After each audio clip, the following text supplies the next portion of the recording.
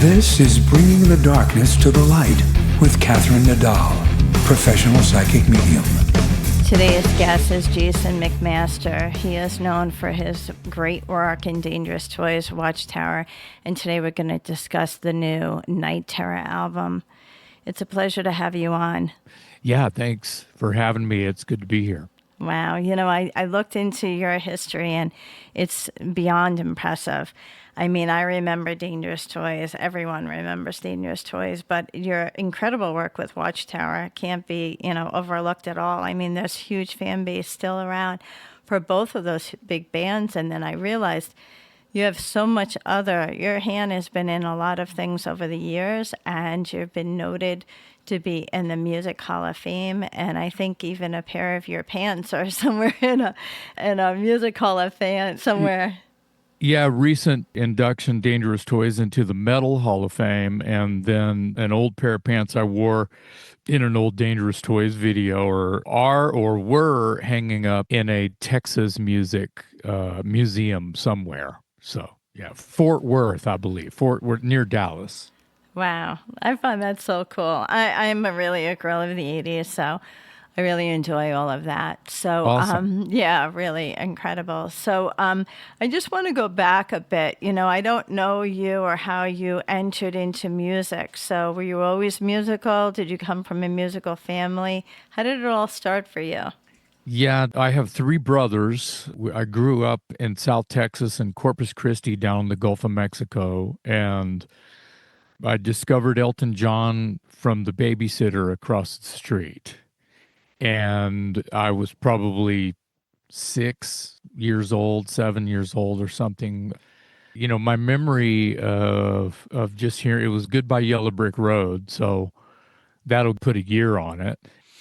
I was blown away. I was like, I had little 45s. I had a record player in my room. I used to just wear out music, and I didn't play an instrument yet. Not a musical family. We all grew up around an old a Baldwin stand-up piano.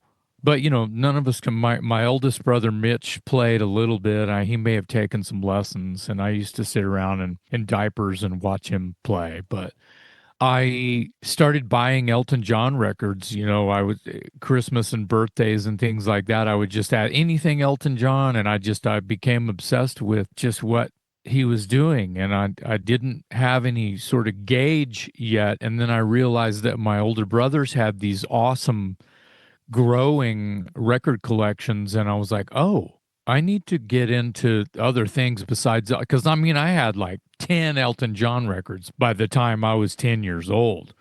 My favorite, I have to say, is Captain Fantastic and the Brown Dirt Cowboy. And I have the part of the album cover art tattooed on my torso. So I'm stuck with it. It really is like I wear it as a banner of faith. The songwriting on that is just so good and speaks to me. So then I discovered Kiss from the Neighborhood Crazies. And that was probably just a year later, 75. Captain Fantastic came out in 75. It was 76. By that time I was into Queen and had a few Queen records and had started to dabble in heavier things. Rush and Ted Nugent and UFO and all of these things started to just get into my blender. And Kiss just kind of took over. Neighborhood Kids played me alive. They all had older brothers, same story.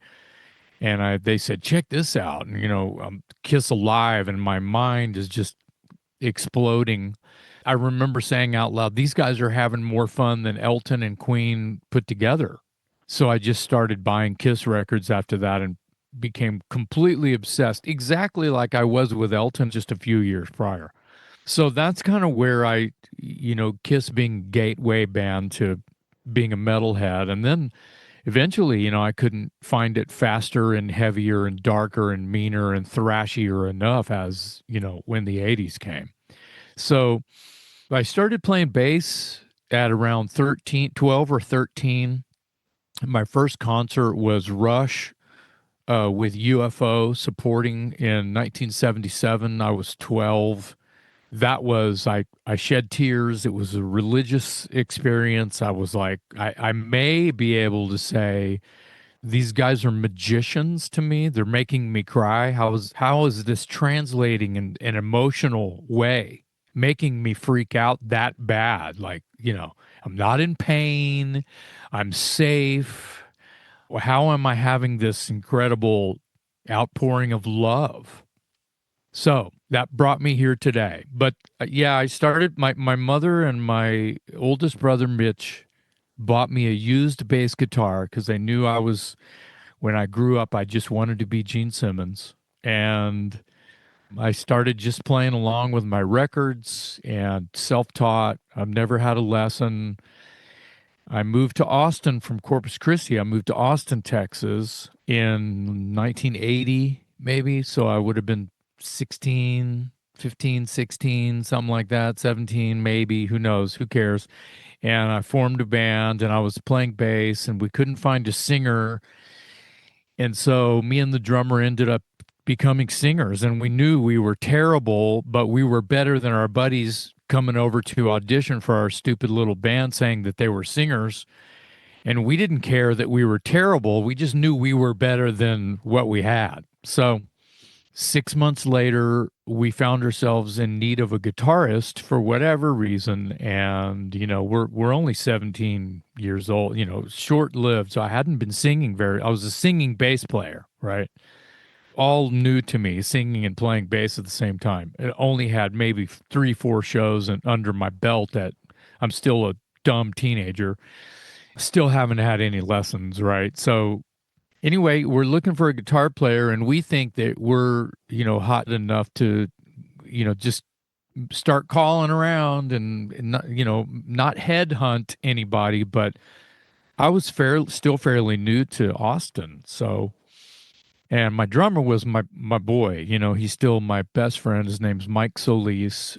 We both became singers, ironically. He was a drummer, I was a bass player, and all of a sudden we were singers. And to our knowledge, there was literally no heavy metal, quote, singers in Austin, Texas in 1980, 81, 82-ish, right? So it's known for blues and country, Willie Nelson, singer-songwriter, twang, Fender, kind of vibe, and not really Marshall Stacks and long hair and screaming metal Judas Priest.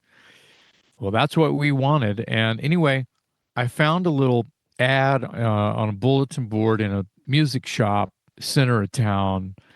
It said Watchtower, heavy metal, available for parties. So obviously they were teenagers like us. And they, remember back then you could put, if you had a band, and you wanted to get a gig, you put your mom's phone number.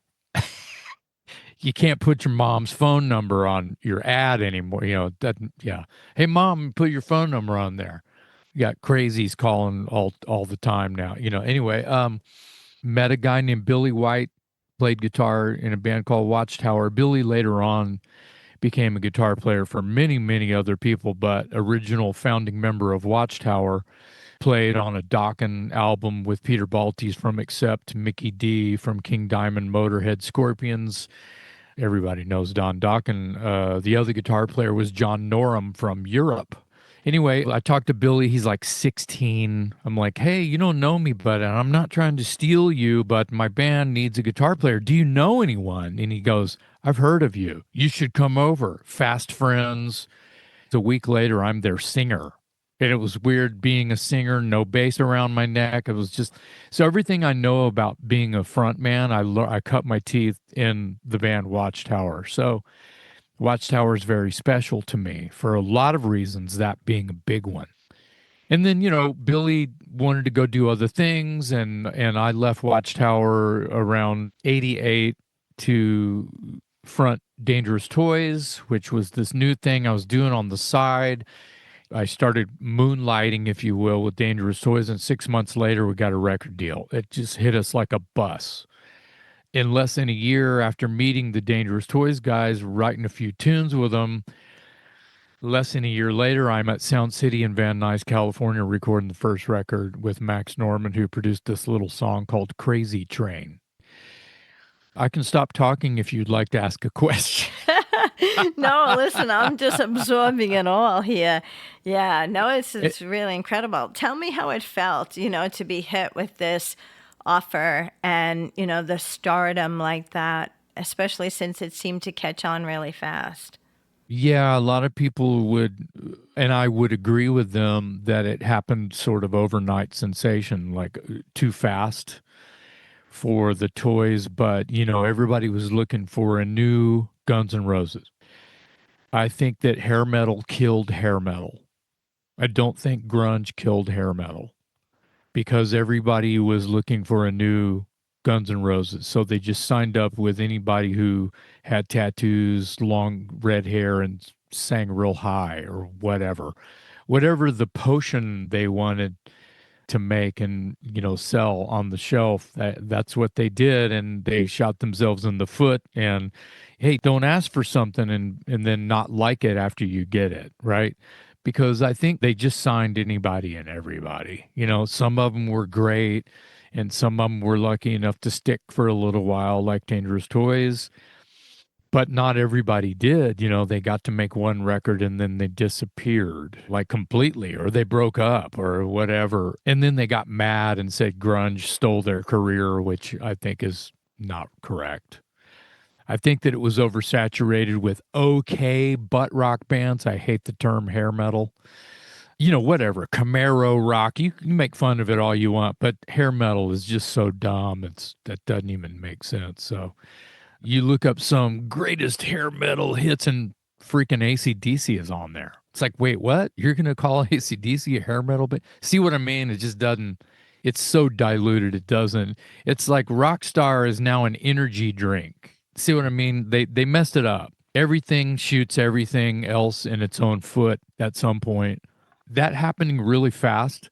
I had some, I wouldn't call it regrets because I feel like I made the right decision to do something different than Watchtower, but I always championed Watchtower in every interview, every chance I had. Anytime a stranger put a microphone and a tape recorder on the table, usually in the first 5 minutes, I'm already promoting or saying Watchtower 20 times.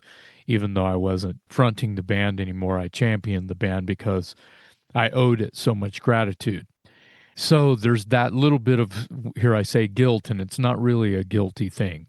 In Watchtower, I never was really credited and not mad about it. It's just the only way I can explain it for songwriting. I wrote all the melodies, even like 99% of the material. It's on the second Watchtower album that has my buddy Alan Tecchio, who you may know, who's worked with Jack Frost.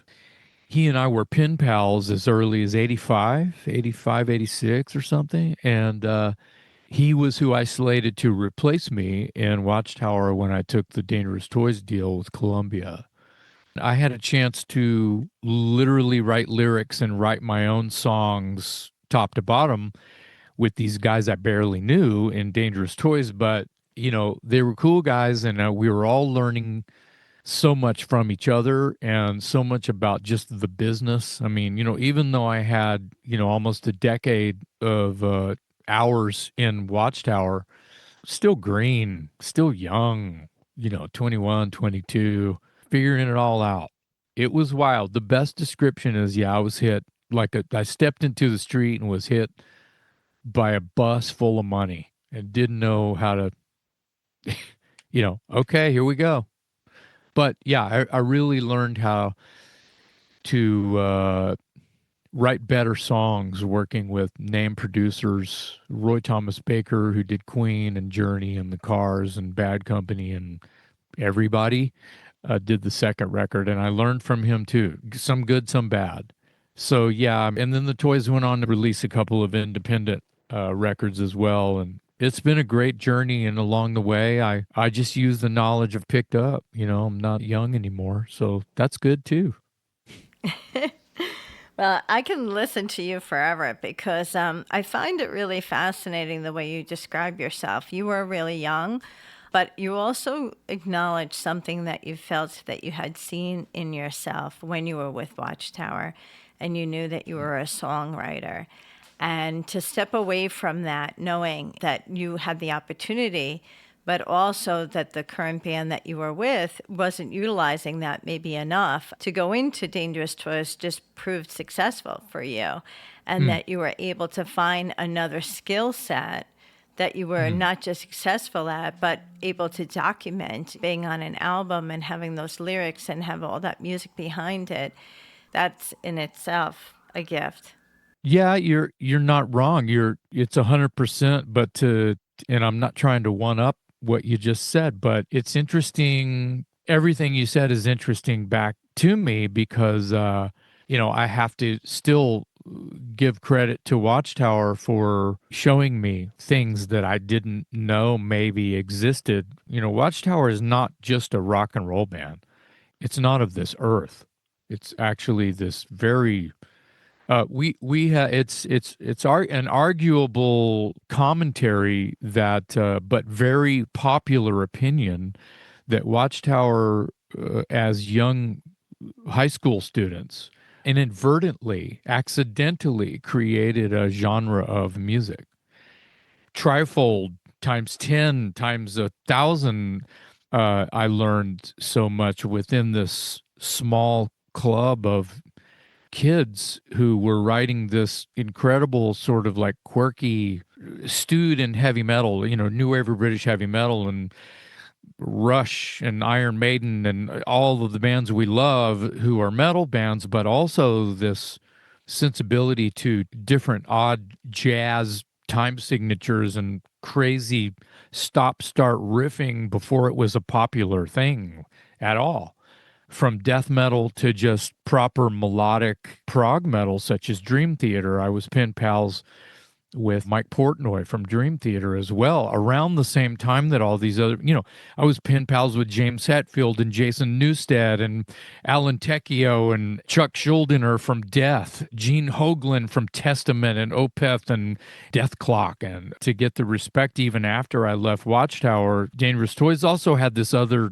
sort of like thing because, wow, the singer for this technical math metal thrash prog band is singing in this butt rock band now. What? So obviously I just like music and art loud. I like loud. Yeah. So back to the point, to give you a scenario, when we were very young and putting these early Watchtower compositions together, these guys wrote these amazing lyrics and these amazing compositions that are not rock and roll. It's like Rush, the most wildest technical Rush song you can think of, just to use them as an example, because they were a massive influence, and then speed it up 1,000 miles an hour, and even make the most complex time signature even wackier, and then try to sing over that because it's not doing this. There's no groove. There's no four on the floor. There's no backbeat. It sounds like the ingredients of a rock band instruments falling down the stairs in time at 100 miles an hour. It sounds like a popcorn popper, but it's guitars, bass, and drums.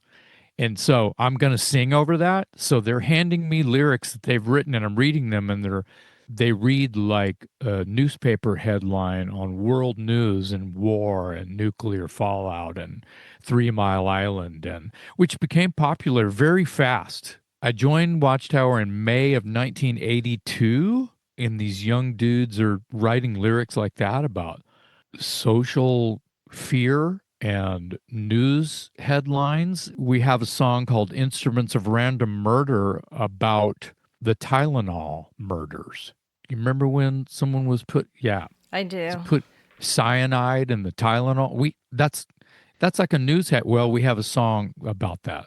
So that's the kind of things that I was learning. It's like, wait, this is like groundbreaking things that are happening in front of me.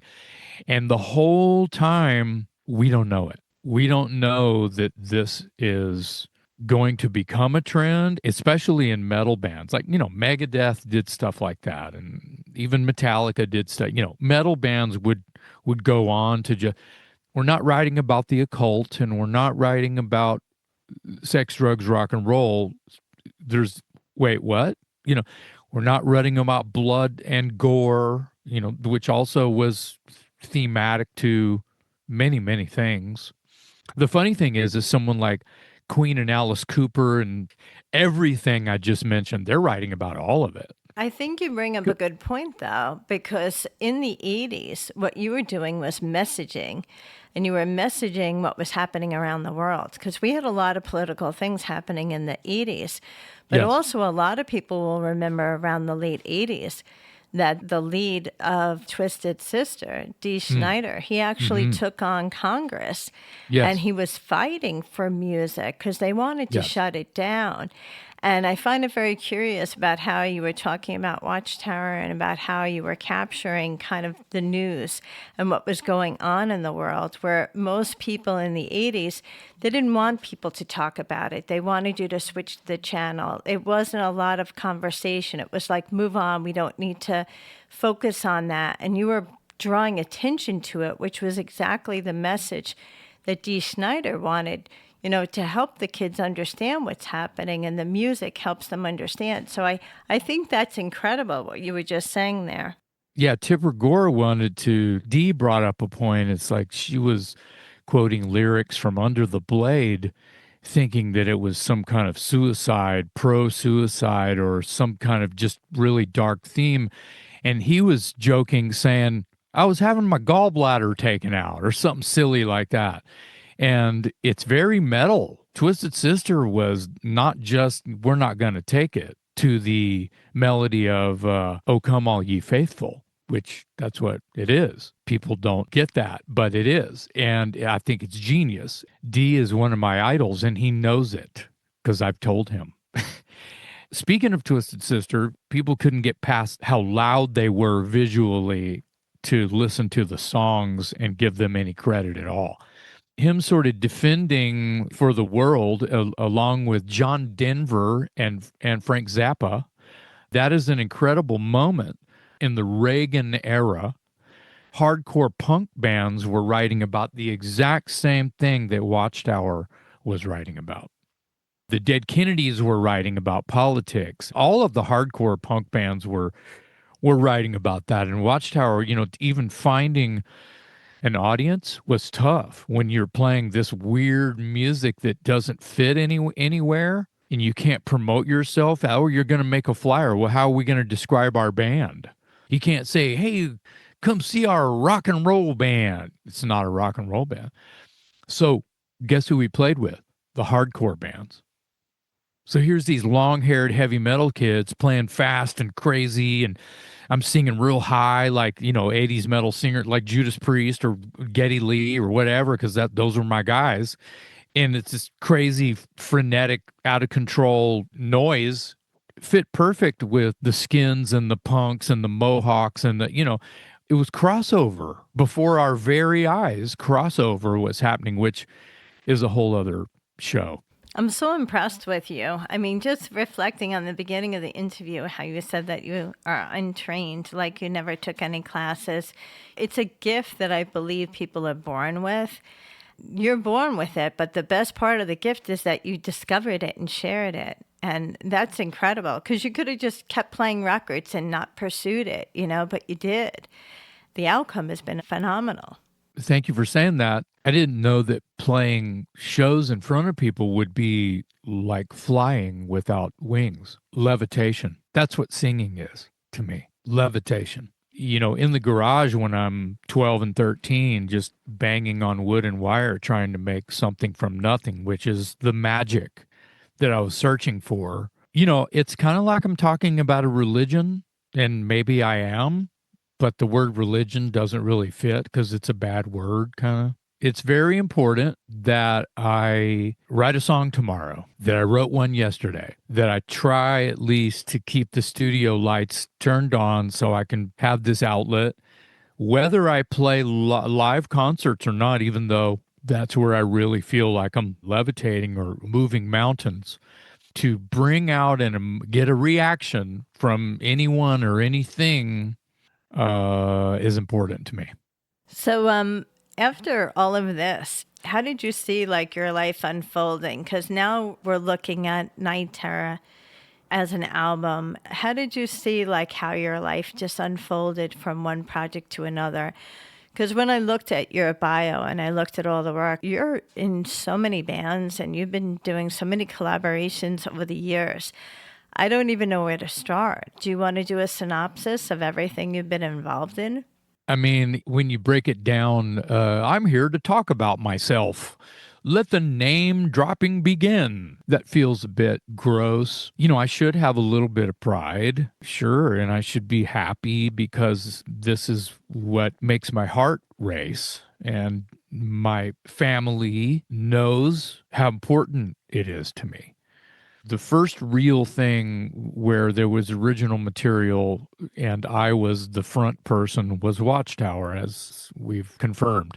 From singing at a keg party in South Austin, Texas in 1982 and 1983, and seeing people just get off on your original songs as much as our cover of Number of the Beast. Wow, this is crazy. This is like a hive mind. Everybody is together and we're all paying attention to each other. Everybody who's checked in and not checked out. We're talking eventually it became, you know, tens and then hundreds and then, well, if you fast forward, thousands, but dude, you start thinking about going into the studio to record your first stab at original music and art. It's like, whoa. And then it's on the shelf. Whoa. And then hey, we reviewed your record. What? Oh, I guess we're a product now, right? I guess this has become, right? So your first, outing, your first thing you ever do, you take the good with the bad. Well, for Watchtower, it was like, record reviews were going, what kind of music is this? To, in the same review, you go, this is the greatest thing I've ever heard, and I don't know what it is because I don't have the words. So that was this weird, like, well, wow, where are we going to fit? Well, we didn't care. We still don't care. It's Watchtower music, and now there's a bunch of bands that cite us as influence, so that worked out. So the next thing would have been Dangerous Toys. So same sort of feeling, but there's just better travel arrangement, better microphones, better studio, name producers, and it's on another level, right? So, and then you're a real product, and then you're on TV, and then, it's like you're opening shows for your idols. Well, Watchtower had done that. We opened for Slayer. We opened for King Diamond. We opened for Trouble. We opened for all of the underground that was rising. We opened for Anthrax. On a local level, we were like, oh my God. And we got footprint because of the dam breaking.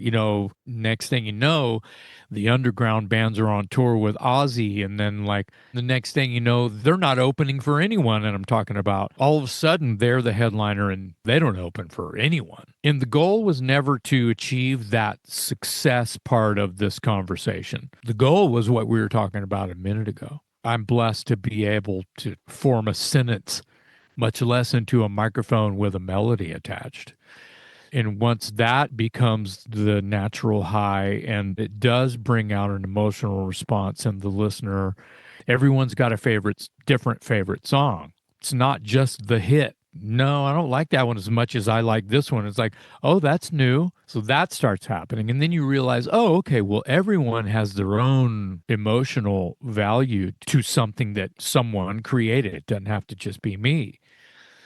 Fast forward, I formed a band with my friends in 99 called Broken Teeth. We're still making records. I was also in a project that only lasted 5 years that's some of the best metal I feel like I've ever written.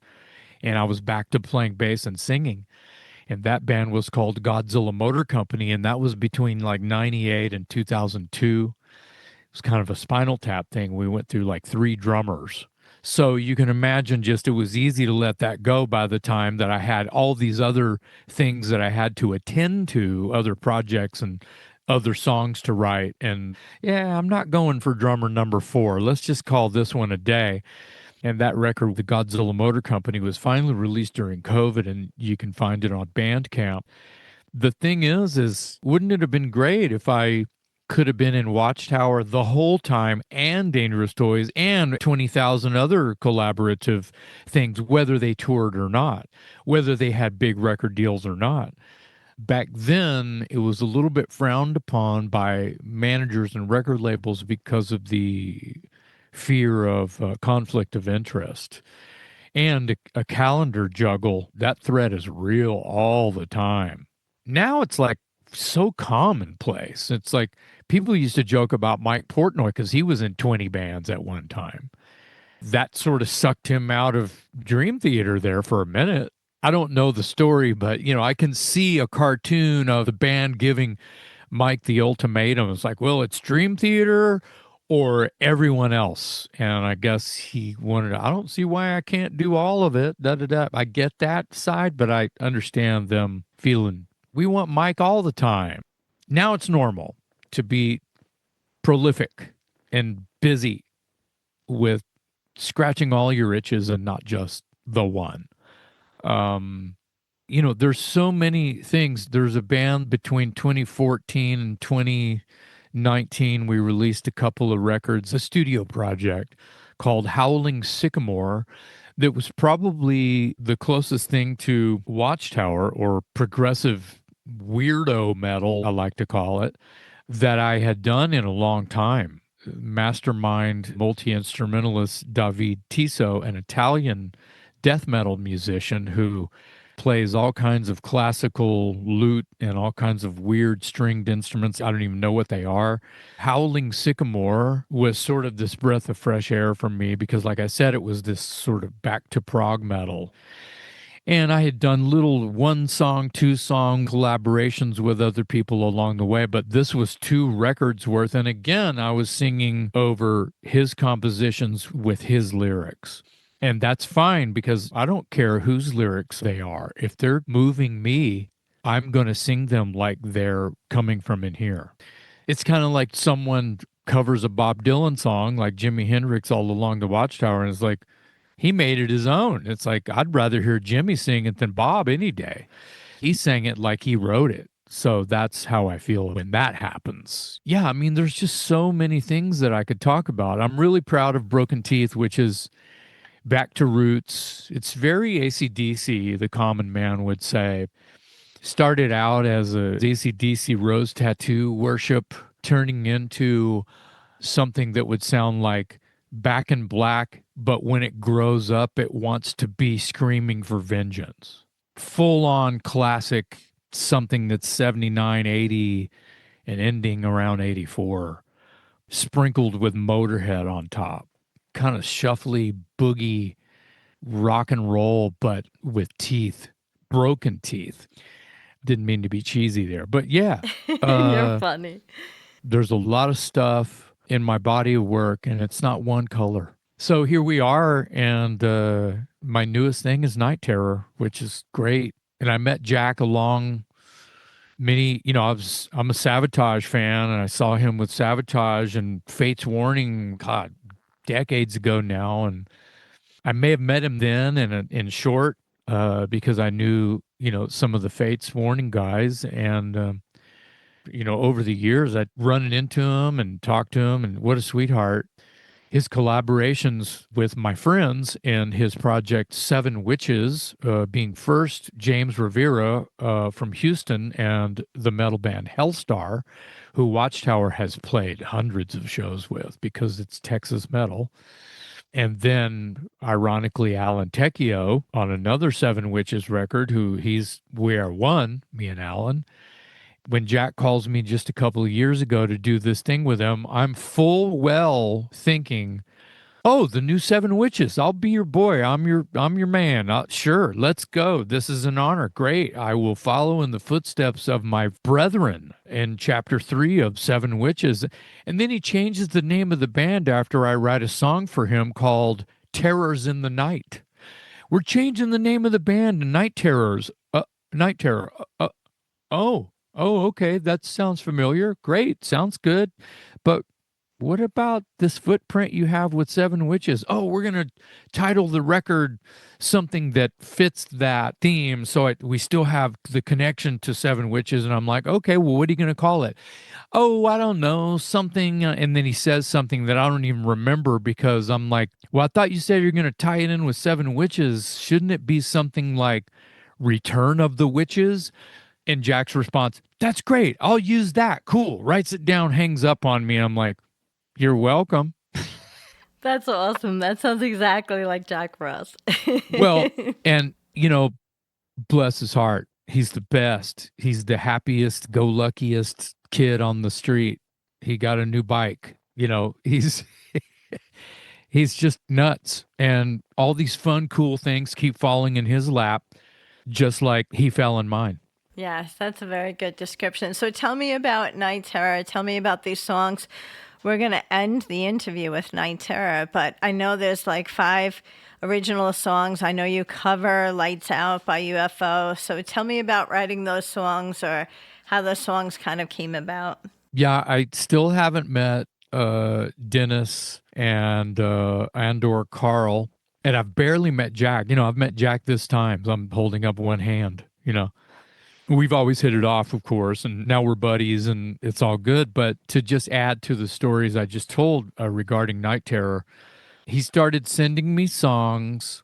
His engineer, Jeff, started sending me rough mixes for me to use to record, to open up a session in my studio here. My process is not the same all the time. Sometimes, I'll listen to one, oh, let's see what this is all about. And I'll press play on the song over coffee, and next thing you know, I don't want the coffee because I've got to choke on a microphone and get what's flowing. And, even if it's just dummy words and skit scat. And or sometimes I'll have pieces of paper with things that I write from books and movies and television shows and things I see on, who knows, billboards or whatever that inspire me. My process was working with Jack, no problem. I'm pressing play on tunes he's sending me, and like you said, there's five tunes. It's an EP, as it were, or a long album, but it's only 6 tunes when you include Lights Out. To my knowledge, the idea was to make it a full record, 9 or 10, 12 songs, whatever. That could still happen. I'm still waiting on those other 5 songs. And they decided to just put it out as an EP, and that's fine. Whatever they want to do. And the first song that I wrote was Behind the Leaves. That's my favorite. Wow.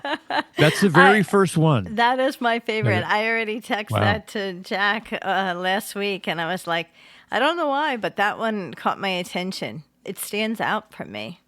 Yeah, everybody is going to have a different favorite. That's good. And not everybody has heard the whole record yet either. They've just heard the single, which is Remedy and the Poison. So Behind the Leaves came about Graham Bonnet. He had a song, I believe, on the Michael Schenker album that he did, Assault Attack, a song called Samurai. And I kind of stole some of the grit from that lyric that he wrote for that song on Assault Attack. And I even say samurai in the interim as I tell the story in my lyrical content on Behind the Leaves. But where the title comes from, and ultimately the chorus tag every time the chorus comes, Behind the Leaves is this, not a mantra, but like a booklet or it's a book. I'm sure it's a handbook, if you will. Let's call it the Samurai's Handbook. And it's called Behind the Leaves. And it has many, many different names that mean kind of the same thing. It was fascinating to me that I just stuck my head into a hole and didn't come out for hours doing research on what I realized, and what I kept coming back to is the same thing that everything led to, and that was the phrase, Behind the Leaves. And so the way of the samurai, you die for your master. Nothing else exists. You do not exist. Only your master. The thing that you protect. Fascinating stuff. I don't have the titles in front of me, and there's so many songs. There are, yeah. Well, I'm in so many bands and I've Oh written yeah, a no, we have thousand songs. So just yeah. The songs are "Dying Days," "Night Terror," "Behind the Leaves," "Natural Destruction," "Remedy the yeah. Poison," and "Lights Out" by UFO. So Dying Days came after Behind the Leaves. And Dying Days sounds more of like a hard rock song, but I feel like I'm channeling a little bit of like a early solo Dio. I'm not gonna say Holy Diver because it's not Holy Diver. I don't feel that, but I'm sort of channeling that sort of color and that vibe a little bit on Dying Days. But it's very bluesy, but it's very kind of dancey too. You know, it's a hard rock song. I mean, sure, it's heavy, but it's not, doesn't make me think metal, or even power metal, which is, one of Jack's many hats, right? He writes great power metal. Like, Sabotage is a great power metal band. And they were even more than that. But these lyrics were coming to me. Some of them were just out of a hat. Some of them were not confetti, just little stacks of booklets and yellow pads and things. Some of them came out of the ether. And I love it when that happens. I don't stop it when it's flowing. I try to get as much stuff down as I can and make it make sense later. Change a few, massage the lyrical miracle. I But have to say, listening to you, it sounds like you actually channel these songs. So you channel the lyrics, and that's where you get the flow. When you were talking about like forgetting about the cup of coffee, when you get that feeling that you're being pulled into something, that's like being a channel. yeah, especially when it just hits you. Something almost traumatic would have to happen, which could be something as simple as I gotta go, will pull me away from out of that moment. And, I try to go back into that orbit of thing where I was, and I can usually reconnect. Sometimes not. I have to walk away and just almost pretend it didn't happen and then find it again later, or sometimes go another route, which doesn't happen very often, knock on wood. I always let the song tell me what to do. I don't force the song to, Dying Days, I just remembered turned into a lot of work. And that was still early on. It was, like I said, it was almost immediately after, if not immediately after Behind the Leaves.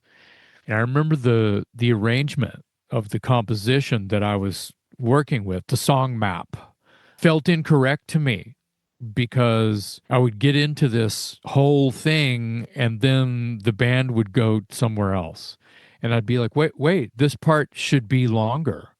Or this part that you're changing to now, that should be later. That should be in the back. This thing is growing and about to explode, and then you're going to take a left. I'm in this band called Igniter, and I've been in Igniter since about 2007. We have about 9 albums out, and it's like Iron Maiden woke up on the wrong side of the bed. So it's that kind of power metal, but it's like angry Iron Maiden, bloodier than Iron Maiden, just to give it a face. I can count on one hand, much like Night Terror. It was only the one song out of 5 original tracks that I had to break out the scalpel and slice and dice and literally edit, cut and paste and move this over and move this, do a Frankenstein. Only a few moves, but I had to do it, once, maybe twice in order to express to them, this is how I hear it. If you hate it, I'll work with what you sent me and I'll just backpedal. Trust me when I say that. I will go back. You guys were in a room together putting this song together, or I don't even know. Could have just been Jack with a metronome playing this. Here, guys, drums and bass, let's go. Okay, and I'm the next on the assembly line. Needs vocals, send it to Jake. Dying Days was the only one I had to slice and dice to get it to speak a language that I felt like was trying to talk to me. And everything else was kind of okay, nice to meet you. Hello, I feel like I've known you forever kind of a thing, right? And the song, sometimes they write themselves. Yes. Well, I can speak with you forever. I mean, honestly, I'm really intrigued by you, and I'm really amazed at your amazing career. I want you to plug your social media and direct everyone to where they can hear all of your music from all of your bands. And it's just been a pleasure to have you on the show. It's just really one of my favorites, I have to say, speaking with you. Awesome. Well, thank you for having me, and I appreciate the kind words. I have a website, jasonmcmaster.net. Howling Sycamore, Broken Teeth, all of my stuff is all over all of the socials and all of the digital platforms. Right after COVID, I made 2 records with some guys who are all former members of the band Hades, which Alan Tecchia was the singer for. Dan Lorenzo, Yes, I know him very well. Yeah. Yeah, it's his project. Those 2 records. The band is called Cassius King, and I love those records, and those are available on Bandcamp. Really great stuff. So we'll look for you on social media. Thank you again. We're going to roll out with Night Terror. It was a pleasure to have you on, Jason McMaster. Night Terror.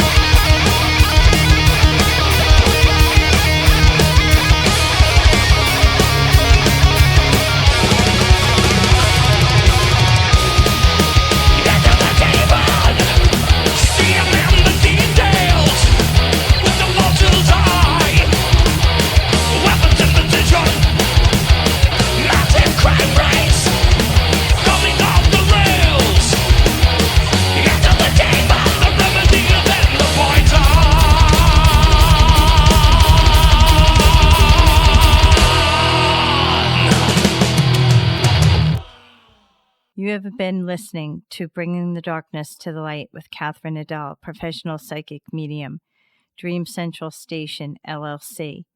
My audio editor is Al Hemberger at the Loft Recording Studios in Bronxville, New York. This is WNEW 102.7 FM radio.